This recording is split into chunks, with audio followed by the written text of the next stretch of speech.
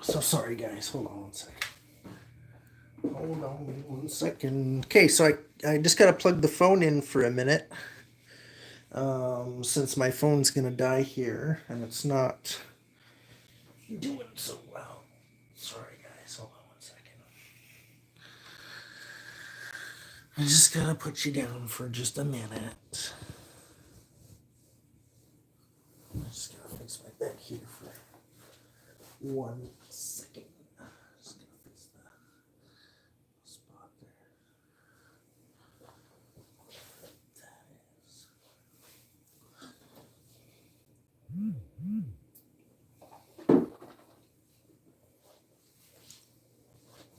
Welcome back to the YEG MTB channel, guys.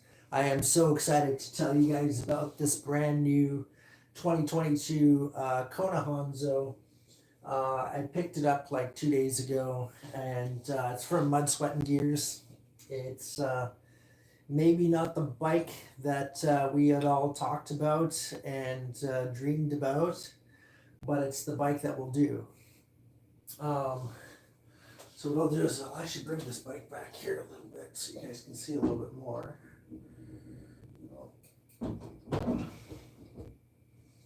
There we go.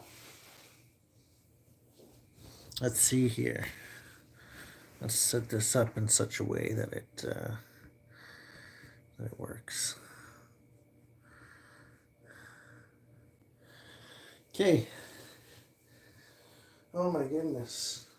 So I don't have my tripod. It's actually inside the what you call that? Oh, let's turn the cranks here. 1 second.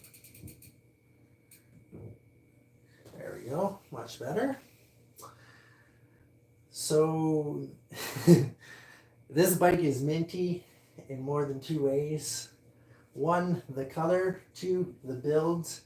And honestly, it kind of checks some of the boxes that I had kind of like on my list anyways, not knowingly that it did. So one of the things that it does check is it has the Rockshox 35 fork, so that's the 35 mil stanchions here, and it does come in the 130 mil travel, which is kind of nice because I was actually looking for 130 mil anyways. Like for the old Norco was gonna end up with a 130 mil fork on it anyhow. So this kind of like fast forwards all that, and then I can either add 20 mil or 10 mil to this on top of maybe adjust it somehow or something. I don't know. We'll figure that out later. Like we're just gonna enjoy this fork, this bike pretty much as it stands. I will unplug the phone in just a few minutes here. I just needed to give it some battery. I actually should have done this a long time ago when I first got the bike. I went on a few rides. It feels really awesome. I did have them put a little bit more air inside the fork because I weigh a lot more when I have my stuff on, about 210 pounds to be exact. I think I weighed myself the one time and it was around 215.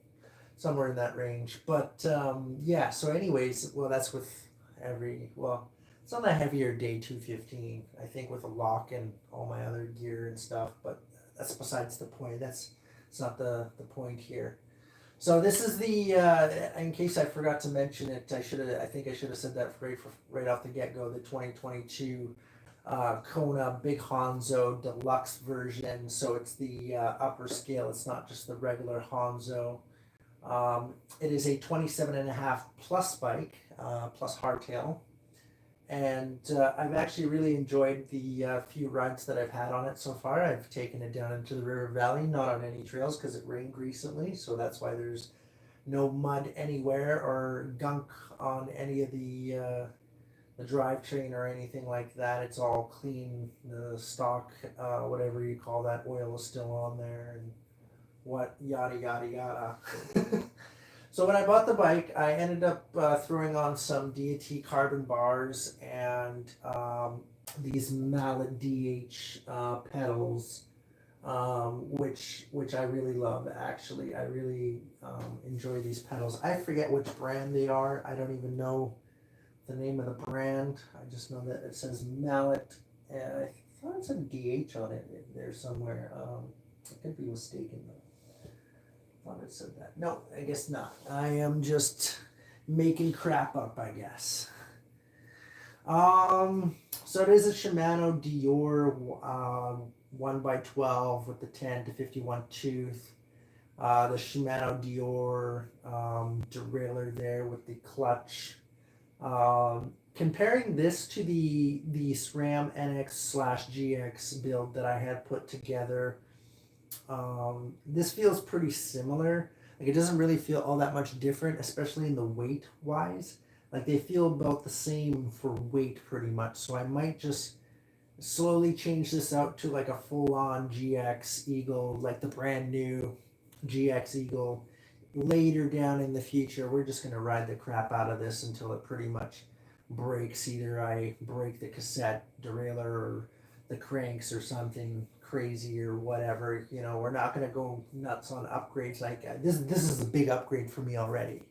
So I'm super stoked on this, super happy about it. I will take the phone and I'll show you guys around it, but I just want to talk about a few things first before we do. The other cool thing is that it has a 1x10 boost spacing front axle and a 148x12 boost spacing boosted axle, whatever you want to call that, boosted, blah, blah, blah. Now I did have them set up the tires tubeless while I was at it, and I ended up picking out these cool neochrome valve stems that I thought was really neat. It was either that or blue ones, but I thought I figured neochrome looked a lot sicker, so you know, why not do that instead, or oil slick, whatever you want to call it. So there is a 180 rotor up front. These are Shimano 2-pot brakes, the entry-level Shimano 2-pots. I don't expect to be going downhill a whole lot with these. I will try it out. Maybe we'll try out the Widowmaker. But I'm for sure going to be changing out pads and rotors. I think after winter or something like that. You know, to some bigger ones, because we'll end up riding in the mountains and stuff. Actually, this coming up summer for sure. There's no doubt. There's no doubt about that one. That's absolutely happening. That has to happen this year. So that's another big thing that we can all get excited about, is the fact that I'm going to be riding actually in the mountains. Moose Mountain, Baseline Mountain, whatever other mountain I can get out at, you know, before September rolls around, because that's when my lease is up here actually, and I kind of have some plans, but I'm not sure. I don't want to toot my own horn just yet and then jump the gun and all that other stuff, right? So I'll wait on that just yet. But as for now, there's a 160 out rear that's going to be changed to a 180 for sure, and a 200 up front. But here, let me just unplug this and I'll show you guys just a little bit here. So we have these DAT bars. These are carbon DAT bars. I actually don't even know what brand or what bar they are exactly. I didn't look that up. I did buy some extra grips. They were blue, but you know what? I threw on the stock ones instead because they didn't have them in black, the ones that I was looking for. They might have had them. No, they didn't have them in black. They had them in red or blue. Yeah, so they didn't have any minty color pedals either. Well, none that I wanted, because I wanted to go back to clipless. So in the future, I'll end up buying some new ones that kind of match with the bike a little bit better, and some other small little accents that will end up going with the bike, and maybe some riding kits and stuff I think that I'll end up doing. So I did put on another Fender, Rockshox Fender, of course. It does just, so this is the Rockshox, sorry, I'll talk about this fork really quickly here, and a little bit of the front end before I move on to the rest of the stuff here. So this is the Rockshox 35, the 2021 version. silver TK. So it's the mid-level fork. It's not the higher end gold RL or anything like that. Although that would have been really nice on this bike, actually, had they priced it just a little bit more.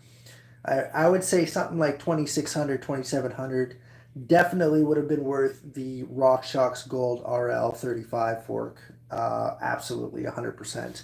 Or even the Rockshox Pike, because silver actually kind of would have went nice on the front end of this bike, but black looks great, looks fantastic. So we do have the Shimano RT30s, I think they're called, RTMT30s or something like that, and the just the generic Rockshox or Shimano two-pot entry-level brakes. So those will end up getting changed out at some point to much stronger brakes, because we are going to need those in the future as time goes on, when we start hitting a little bit more gnarly stuff and a little bit more difficult trails and stuff like that, where it's stopping power may be required, because these are going to pretty much overheat as I descend down some gnarly stuff, and that's going to happen. Here we have what is spec'd to be a Trans X dropper post. There is some dirt in there. Sorry, you'll have to excuse that. That's not any scratches or anything. This is a brand new dropper post. It does have some dirt on it. Oh, focus.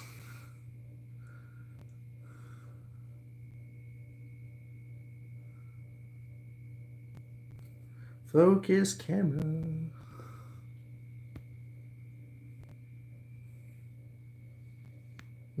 Oh well, I guess you guys won't be able to see it too well because the camera keeps wanting to focus, but yeah, it's got some topography on it. I think it's pretty cool. Kind of reminds me of like the Race Face Atlas stuff, so I kind of like that. I really do. So far, it's been great. It's been fairly smooth. It is different than the hydraulic, the hydraulic ones. I can't say the lever is as nice and plush. Now, I will say that it is a little bit harder to push the hydraulic one. You do have to, give it some force, but that's okay. These are equipped with the Schwalbe knobby nicks in the 2.8. As I said, it is a plus bike. And let's see if we can read these ones down here. So,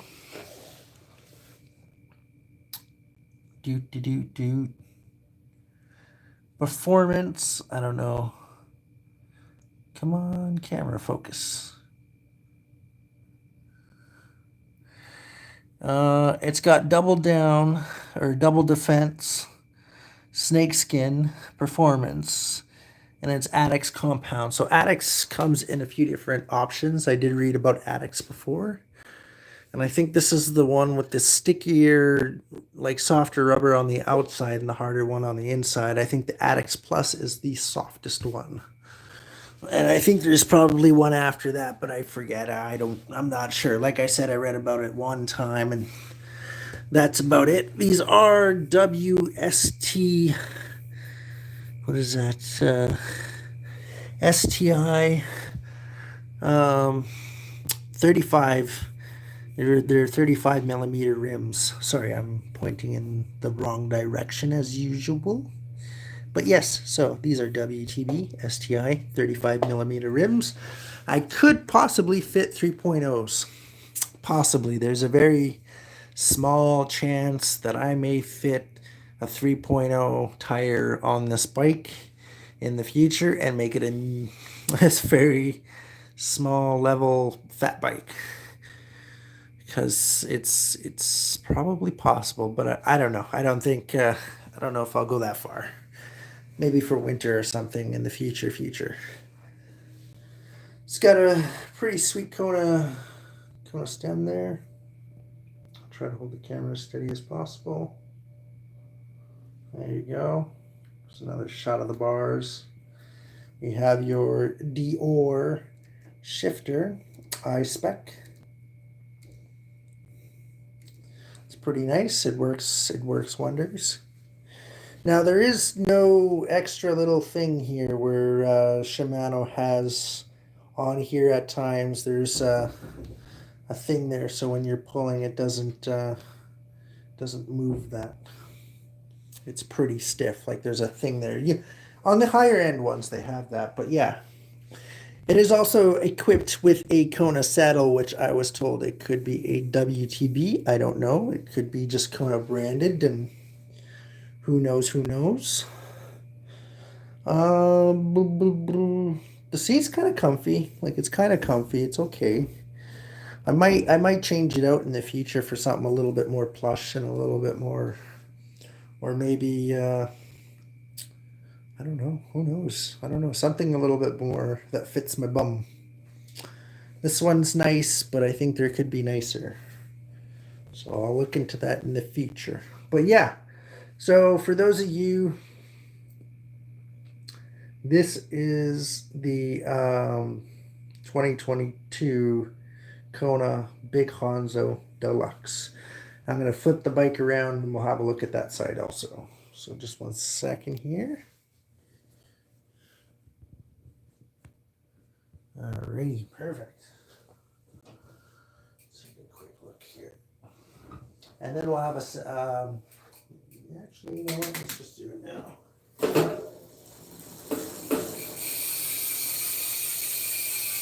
Sound of the hum, sorry. Ah, it sounds wonderful. That sounds really good. I like that sound.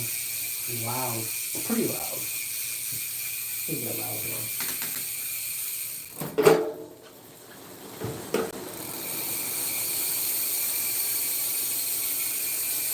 There we go. That's a good zinger. That's a good zinger.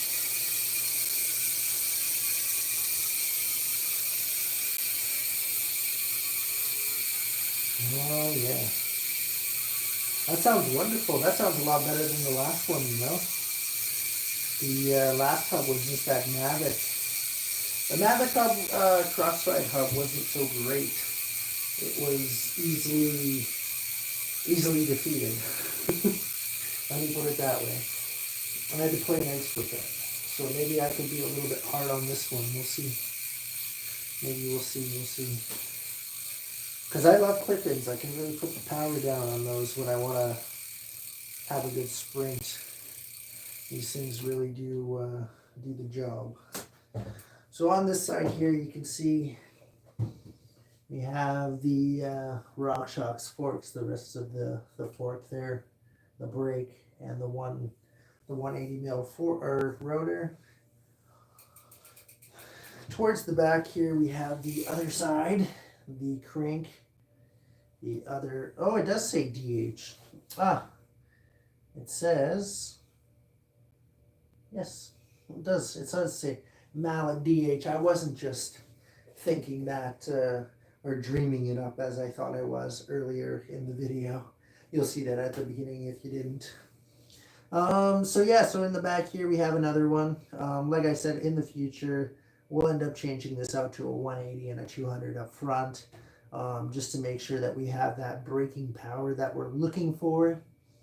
So far, I'm actually really happy with the setup. It's pretty much like my old setup. It's pretty much the older bike, just with a 67 degree or 67.5 degree head angle, 130 mil forks, dropper post, pedals, yeah, bar. Except the only thing is I have a carbon bar this time, and the rise isn't so high. That's the other thing I noticed about this bar. On the other handlebars that we had before, they were really high and stuff, and they were about a 1/4 rise, if I'm not mistaken, which comes out to about 14 millimeter rise, I think. 1/4, 14. I don't know, something like that. Yeah, they kind of had a bit of a good dip to them, anyways. So these ones are cut down to 780. That's perfect for around here, and I think that's good for the rest of the world. I think a lot of people are running 780s. Some people like to run a little bit shorter. That does make the bike a little bit more snappier in the front end.